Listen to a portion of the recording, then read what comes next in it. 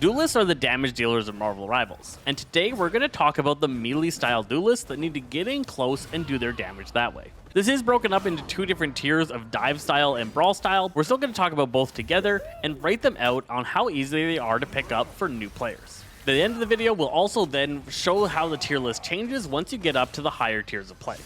Starting it all off with Black Panther. In low tier play, Black Panthers tend to not be particularly effective, and that's because the players themselves have low accuracy and aren't able to get the shift resets that you need to be effective as this character. Lowest tier Black Panthers slowly jump into the enemy team and then get annihilated by their teammates. His usefulness jumps up rather quickly as those players get better and better at utilizing his cooldowns, and enemies remain rather bad at reacting to incoming threats. Where in the top tiers of play, Black Panther is one of the best divers. He definitely isn't really where it's at for new players.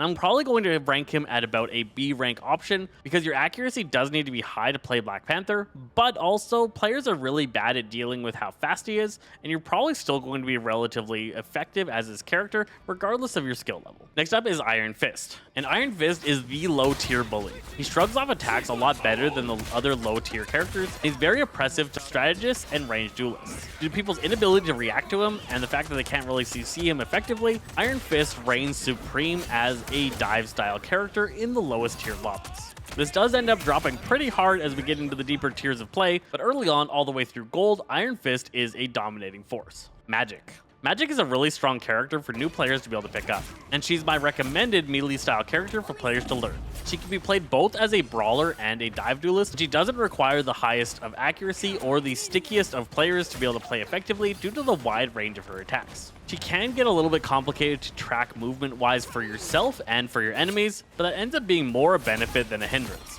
As players lose track of you as you teleport around and dash, you're often going to be able to wipe them out without them being able to land enough hits on you. In low tier, Iron Fist is still stronger than Magic, but I do think Magic is a better option to learn than Iron Fist because she stays relevant longer. Psylock. I kind of struggled not putting Psylock in the poke side versus the dive side, but overall she does play more like a dive style character, but her ranged poke is rather significant. Psylock is extremely oppressive at the low tiers because of how she can deal quite a bit of damage from decent range, and players are terrible at tracking her invisibility. Low tier players also panic when she ultimates and spread out, making it easier for her to take out targets quickly. Low tier lobbies are often dominated by Psylock, and she is definitely a great option to be able to pick up. Her accuracy doesn't need to be particularly high, and it remains useful as your accuracy gets better and better, which also puts her strongly into the S ranks. SpiderMan. SpiderMan is the highest skill cap character in the game, and he's the most complicated character to successfully get his combos off with.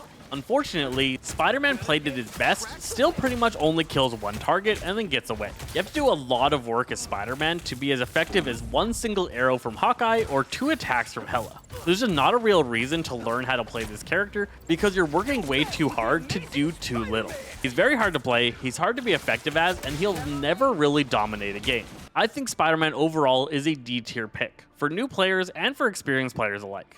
Winter Soldier.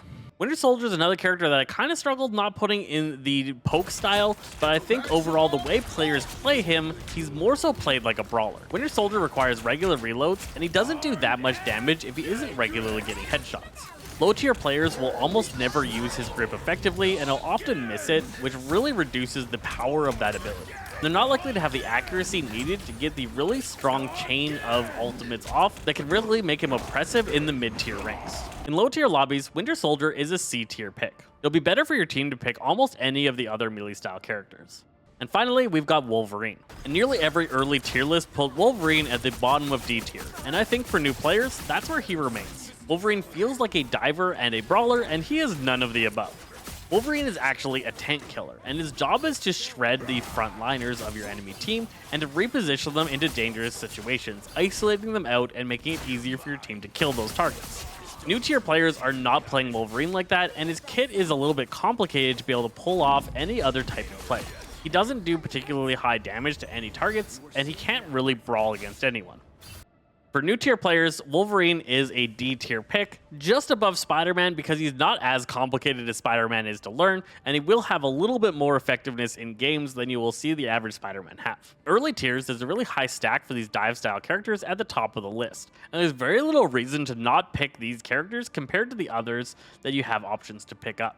Things will of course change up as the tiers change, and once you get to the higher tiers of play, there's definitely some significant swap ups. As players get better, Iron Fist drops down to probably a C tier option. Magic drops from S tier down to A tier, and Black Panther jumps up to the top of A. Winter Soldier probably joins A tier with Magic, or maybe into the B tier. And Wolverine also joins Winter Soldier as a B tier option. He specializes in taking out tanks, and when in that situation, he's really strong, but if he's not in a situation where you need to be dealing with multiple tanks, he's never going to be that effective. SpiderMan doesn't really move. A really high tier SpiderMan, again, will just see more benefit from just playing Black Panther. You'll be able to kill the entire enemy backline as a Black Panther while being able to get out effortlessly, where a Spider-Man is going to be able to take out one target and barely get away. How this tier list helped you better understand the melee style characters, which ones you should pick up, and how you should adjust your play as you get through the skill ranks. I'm Zesty Fresh with Saza Games, and we'll catch you guys next time.